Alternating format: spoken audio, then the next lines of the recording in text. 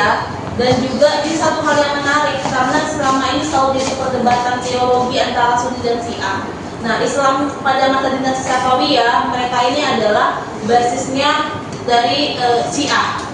Nah, tentu di sini kita akan lihat bagaimana pengaruh Syiah ini terhadap wilayah-wilayah yang menjadi wilayah bagian dari dinasti Safawiyah. Tapi ini bukan hanya bicara soal teologi ya, jadi ini bukan hanya perdebatan antara mazhab tertentu, tetapi ini juga bicara bagaimana dinasti Safawiyah yang berdiri pada awal abad ke-16 ini juga membawa banyak sekali kemajuan dari bidang seni dan juga filsafat, arsitektur, dan bahkan pendidikan. Nah, oleh karena itu penting kita melihat bagaimana presentasi kelompok 2 yang menunjukkan bagaimana pengaruh peradaban Islam yang berkembang sampai saat ini. Nah, saya berharap dari apa yang disampaikan oleh kelompok 2, PowerPoint-nya sudah diserahkan kan? Nah, silakan dibuka. Ini makin membuka wawasan kita untuk memahami bagaimana kebudayaan dan juga tradisi Islam yang berkembang sampai sekarang ini. Coba moderatornya. Oke, Hagai. Nah, Hagai tanpa berlama-lama lagi, waktu dan tempat saya persilakan. Mengeluh hanya akan membuat kita semakin tertekan, sedangkan bersyukur akan senantiasa membawa kita pada jalan kemudahan. Assalamualaikum warahmatullahi wabarakatuh.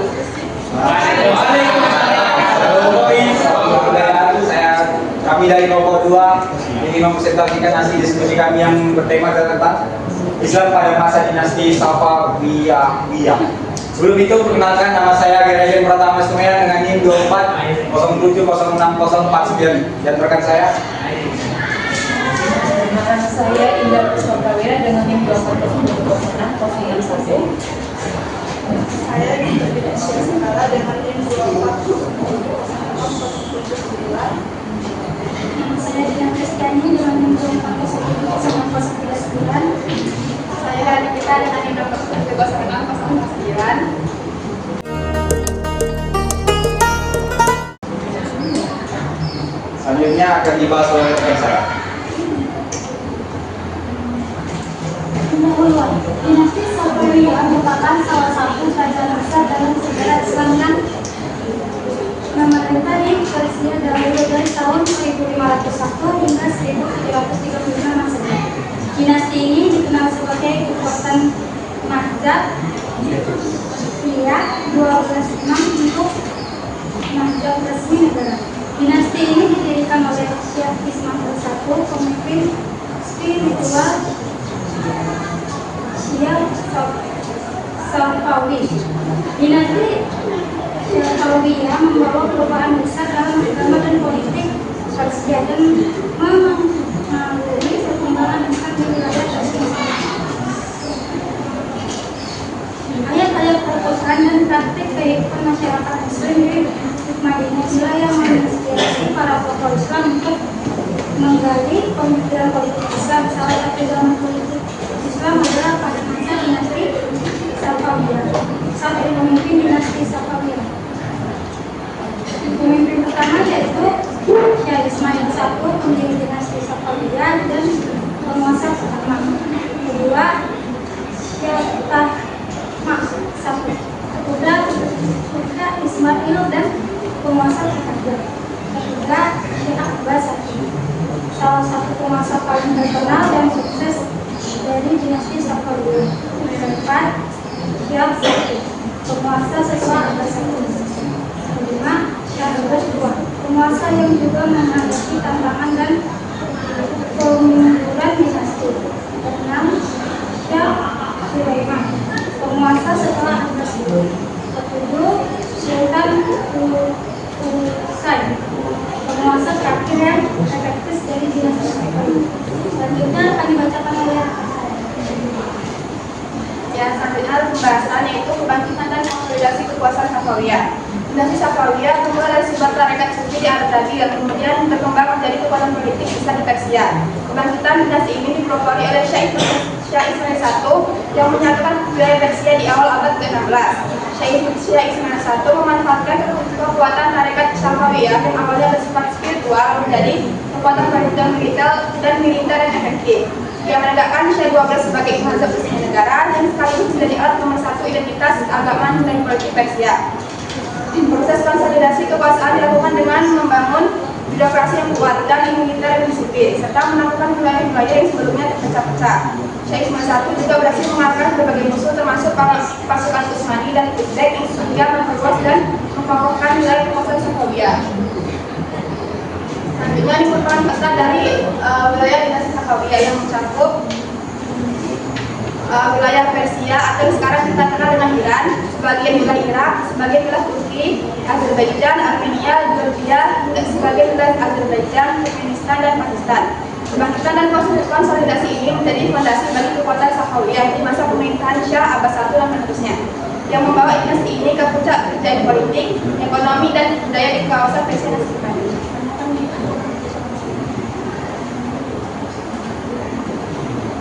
Menetapkan Syiah sebagai mazhab menetapkan Syiah 12 sebagai mazhab resmi negara pada masa dinasti Safawiyah merupakan langkah strategis yang sangat penting dalam konsolidasi kekuasaan dan pembentukan identitas nasional Persia.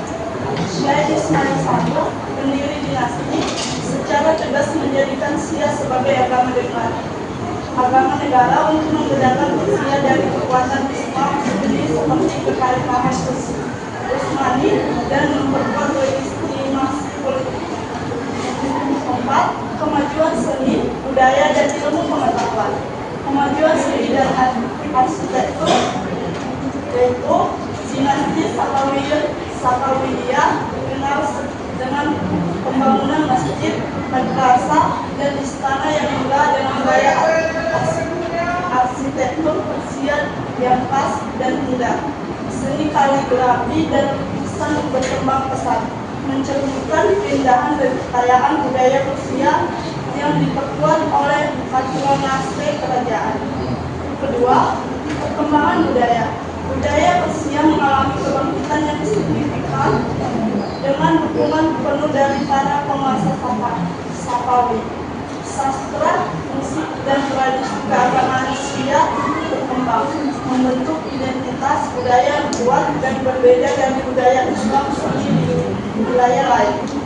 3. Ilmu pengetahuan dan pendidikan. Dinasti Safawiyah mendorong kemajuan ilmu pengetahuan, terutama dalam bidang filsafat, teologi Syiah, dan ilmu-ilmu keislaman.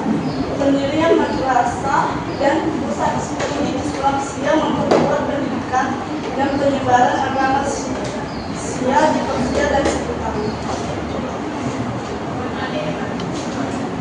Selanjutnya ada kemunduran dinasti Safawiyah 1736 Masehi. Kemunduran dinasti Safawiyah terjadi pada saat sepeninggalan Abbas I dan berturut-turut diperintah oleh 6 sultan, yaitu Safi Mirza 1628 sampai 1642 Masehi, Abbas II 1642 sampai 1667 Masehi, Sulaiman 1667 sampai 1664 Masehi, Husain 1664 sampai 1722 Masehi, Tahmas II 1722 sampai 1732 Masehi, dan Abbas III 1732 sampai 1736 Masehi. Pada masa sultan-sultan tersebutlah dinasti Safawiyah mengalami kemunduran yang membawa pada kehancuran, seperti pada masa Safi Mirza yang merupakan pemimpin yang lemah dan sangat kejam kepada para pembesar-pembesar kerajaan yang membuat pemerintahannya menurun secara drastis.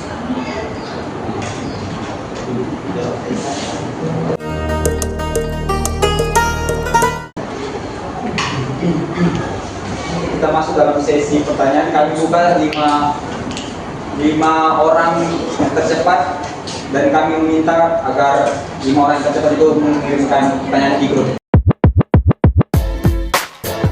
Saya Stasi Ombing dengan NIM 4070653. Jadi pertanyaan saya untuk kelompok 2 yaitu bagaimana dinasti Safawiyah berkonflik dengan Kekaisaran Utsmani dan pengaruhnya terhadap politik Islam saat itu. Oke, saya berikan kepada Dina Kristiani. Perkenalkan, nama saya saya Zidi Farihat dengan NIM 240751. Saya mau bertanya ke Indah. Bagaimana pendapatmu tentang pengaruh dinasti Safawiyah terhadap perkembangan mazhab Syiah?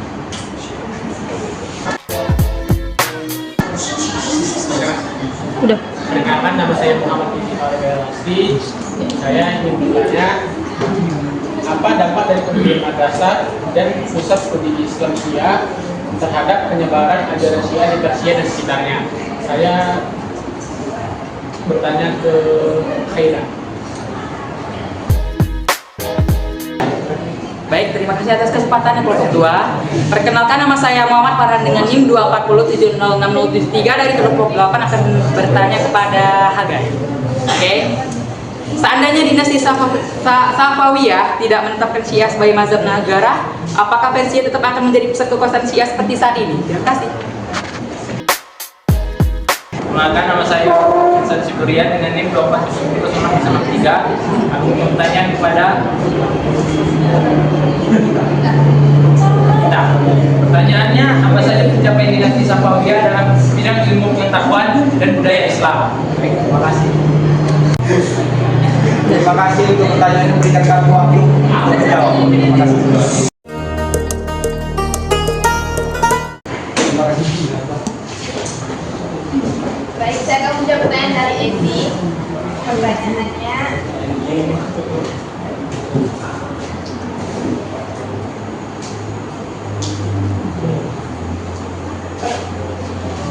Pertanyaannya, apa dampak dari pendirian madrasah dan pusat studi Islam Syiah terhadap penyebaran ajaran Syiah di Persia dan sekitarnya?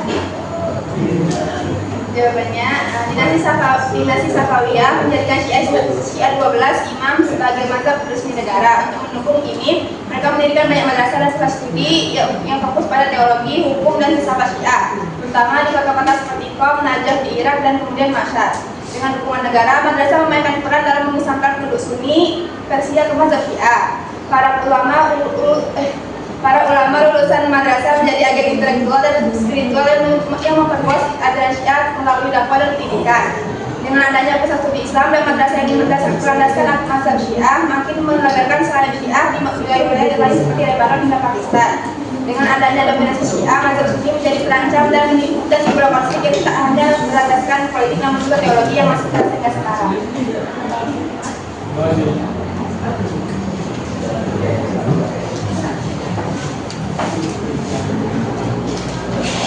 Baik, saya akan menjawab pertanyaan dari Yohanes. Pertanyaannya, apa saja pencapaian dinasti Safawiyah dalam bidang ilmu pengetahuan dan budaya Islam? Dinasti Safawiyah yang berkuasa di Persia pada abad ke-16 hingga ke-18 memiliki beberapa pencapaian dalam ilmu pengetahuan dan budaya Islam.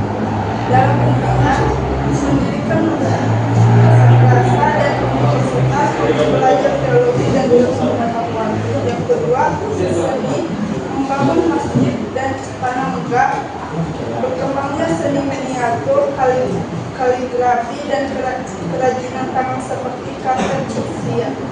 Yang ketiga, filsafat dan teologi, munculnya filsafat hikmah, transendental dan yang digagas oleh Mullah Sadra. Yang keempat, ilmu pengetahuan, memajukan ilmu matematika serta pengobatan tradisional. Yang kelima, sastra, meningkatkan produksi sastra dalam bahasa Persia dengan penyair terkenal seperti Sa'adi.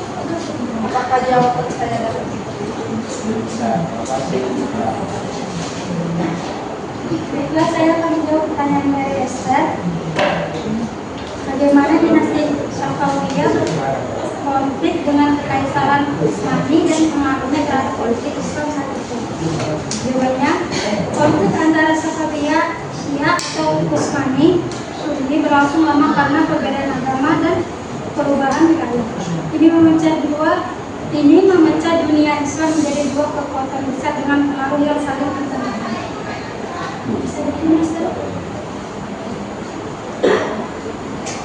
Selanjutnya saya akan menjawab pertanyaan Zeni yang menurut menurut pendapat apa tentang pengaruh dinasti Safawiyah terhadap perkembangan mazhab Syiah. Jadi berdasarkan kajian sejarah adalah bahwa dinasti Safawiyah 1501 sampai 1736 memiliki pengaruh yang sangat besar dan menentukan terhadap perkembangan mazhab Syiah Imamiyah Itsna Asyariyah, khususnya dalam menjadikannya sebagai mazhab resmi di wilayah Iran. Yaitu ada pertamanya adalah legitimasi politik Syiah, institusionalisasi ajaran Syiah, pemisahan identitas Sunni Syiah, warisan jangka panjang.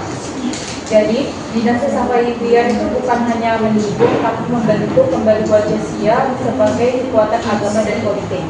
Tanpa peran mereka, Syiah mungkin akan tetap menjadi minoritas tanpa kekuasaan terbesar.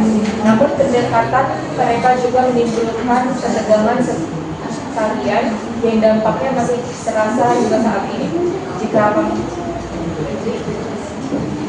bagaimana apa yang bisa diterima?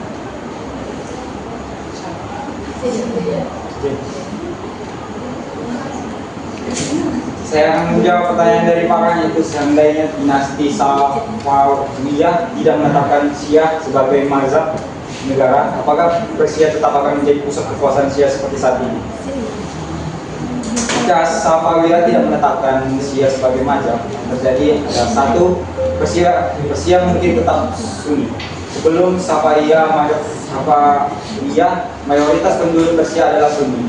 Tanpa kebijakan konversi masif atau seringkali disertai paksaan, besar kemungkinan mazhab Sunni akan tetap dominan dan pengaruh Syiah hanya akan bertahan sebagai minoritas regional di kota-kota tertentu seperti Qom atau Mashhad. Dua, Syiah tidak akan menjadi arus utama di dunia Islam.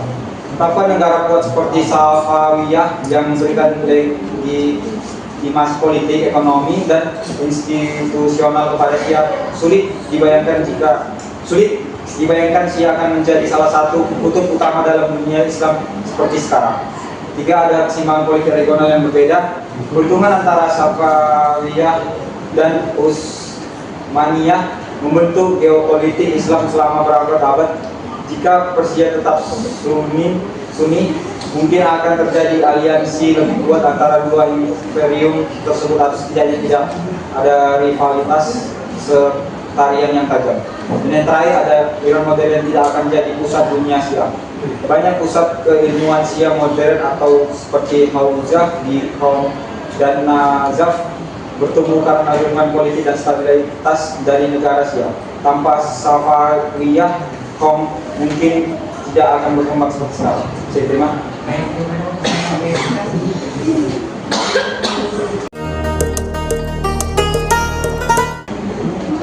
Kesimpulan dari presentasi hari ini, masa kekuasaan dinasti Safawiyah di Persia atau abad ke-16 hingga ke-18 Masehi merupakan periode penting dalam sejarah Islam, khususnya dalam perkembangan dan pelembagaan mazhab Syiah Istana Asyariyah sebagai agama negara. Pendirian dinasti ini tidak hanya mengubah lanskap politik kawasan Timur Tengah, tetapi juga membawa transformasi signifikan dalam aspek keagamaan, intelektual, dan budaya. Safawiyah secara aktif mempromosikan ajaran Syiah melalui berbagai cara, termasuk dukungan terhadap ulama, pembangunan spirit keagamaan, dan penyebaran literatur Syiah. Hal ini menyebabkan konversi massa penduduk Persia dari Sunni ke Syiah dan membentuk identitas keagamaan yang khas bagi Iran hingga saat ini. Meskipun demikian, kebijakan keagamaan Safawiyah juga diwarnai dengan ketegangan dan konflik dengan kekuatan Sunni di sekitarnya, terutama dengan Kesultanan Utsmaniyah. Di bidang intelektual, masa Safawiyah menyaksikan perkembangan ilmu pengetahuan dan filsafat Islam, terutama dalam tradisi Syiah. Madrasah menjadi pusat pembelajaran penting dan muncul ulama-ulama terkemuka yang memberikan kontribusi signifikan dalam bidang teknologi, hukum, dan filsafat. Seni dan arsitektur juga mengalami perkembangan pesat dalam munculnya gaya Safawi yang khas, mencerminkan pengaruh Islam dan tradisi Persia. Secara keseluruhan, dinasti Safawiyah meninggalkan warisan yang mendalam bagi dunia Islam. Pelembagaan Syiah Istana Safawiyah sebagai mazhab dominan di Persia memiliki implikasi jangka panjang terhadap sejarah dan politik kawasan selain itu, kontribusi Safawiyah dalam bidang intelektual dan budaya memperkaya khazanah peradaban Islam. Memahami Islam pada masa dinasti Safawiyah memberikan kawasan penting mengenai dinamika perkembangan mazhab, interaksi antar kekuatan politik keagamaan, serta kontribusi peradaban Islam dalam berbagai aspek kehidupan. Jika presentasi kita awali dengan kata-kata, maka presentasi ini kita akhiri dengan pantun. Sastra air makan nasi. Hujan turun mulai terjatuh. Kami ucapkan terima kasih. Wassalamualaikum warahmatullahi wabarakatuh.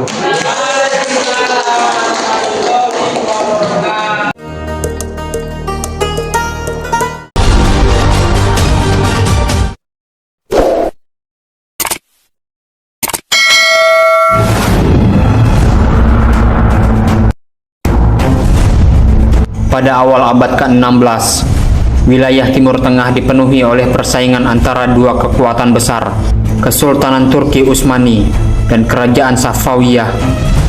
Kesultanan Turki Utsmani yang berkembang pesat di bawah kepemimpinan Sultan Selim I mengendalikan wilayah luas yang meliputi Anatolia, Balkan, dan sebagian besar Timur Tengah.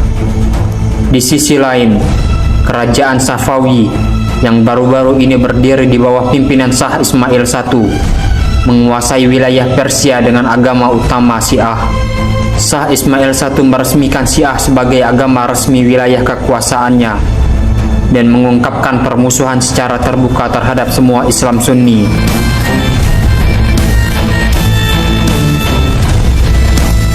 Dengan memperoleh dukungan dari pendukungnya, Shah Ismail I melancarkan serangkaian kampanye militer yang berhasil menaklukkan wilayah-wilayah penting di sekitarnya.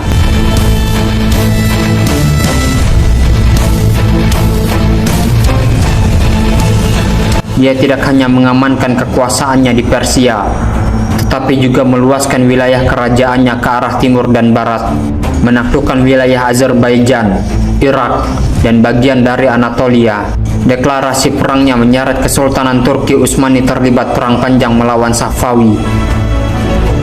Pertarungan antara Islam Sunni Turki Utsmani dan Syiah Safawiyah bukan hanya masalah politik, tapi juga masalah akidah kepercayaan yang mendalam. Sultan Selim I mendapatkan pendapat ahli hukum yang menggambarkan Shah Ismail I sebagai kafir dan bid'ah. Sultan Salim mengirim surat yang menyatakan Shah Ismail murtad, yang isinya, "Engkau telah menundukkan pengikut Muhammad yang jujur kepada keinginanmu yang licik dan merusak fondasi keimanan yang kokoh. Engkau telah mengibarkan panji penindasan karena agresi dan tidak lagi menjunjung perintah dan larangan hukum ilahi. Engkau telah menghasut faksi Syiahmu yang keji untuk melakukan hubungan seksual yang tidak disucikan dan menumpahkan darah orang yang tidak bersalah." Surat berikutnya segera dikirim Sultan Selim yang berisikan ultimatum kepada Shah Ismail I, menuntut agar pasukan Safawi mundur dari wilayah Anatolia Timur. Shah Ismail menolak ultimatum tersebut dan Sultan Selim I memutuskan untuk menyerang.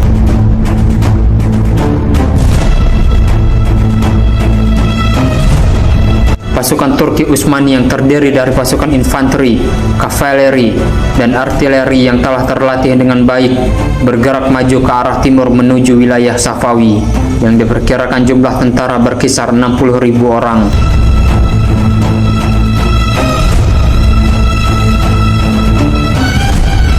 Di sisi lain, pasukan Safawi yang juga memiliki semangat perang yang tinggi tetapi kurang dalam hal pelatihan militer dan persenjataan modern, bersiap untuk menghadapi serangan Turki Utsmani. Jumlah pasukannya berkisar 40.000 orang, yang kebanyakan terdiri dari pasukan elit kavaleri.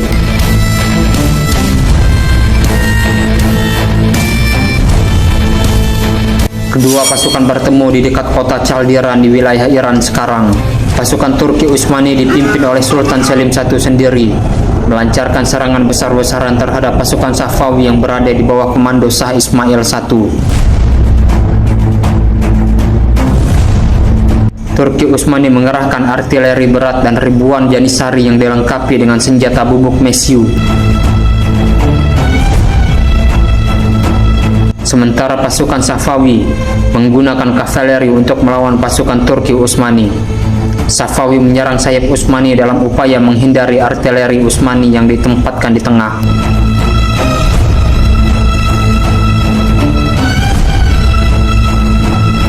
Namun artileri Utsmani melakukan manuver pengepungan. Meskipun pasukan Safawi bertempur dengan gagah berani, mereka tidak mampu menahan serangan besar-besaran pasukan Turki Utsmani, dan pasukan Safawi menderita kerugian besar.